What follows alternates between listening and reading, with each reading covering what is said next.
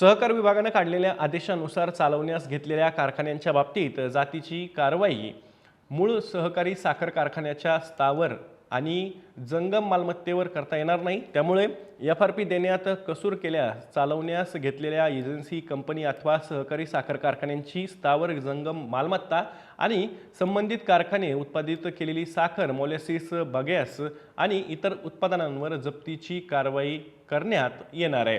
तसंच bank गॅरंटीमधून F-R-P देण्याचा अधिकार जिल्हाधिकाऱ्यांना देण्यात आला आहे। राज्यातील बहुतांश सहकारी साखर कारखाने आर्थिकदृष्ट्या आजारी असून ते चालवण्यास दिलेले आहेत। या कारखान्यांची गाळप क्षमता 3 ते 5,000 टन आहे। त्यामुळे राज्य सरकारने 10 कोटी रुपयांची बँक गॅरंटी घेण्याचा निर्णय चांगला असेल तरीही रक्कम वाढवली पाहिजे।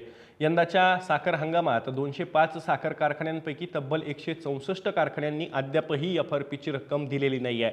या कालावधीत अखेर कारखान्यांकडून 4,252 कोटी रुपयांची एफ-आर-पी थकबाकी आहे। 15 जानेवारी 2026 पर्यंत 724.74 लाख टन ऊस गाळप करण्यात आला आहे। या ऊसासाठी देय असलेली एकूण एफ-आर-पी वाहतूक आणि हाताळणीसह 28,083 कोटी रुपये इतकी आहे। यापैकी 23,831 कोटी रुपये प्रत्यक्ष एफ-आर-पी अदा करण्यात आलेली आहे।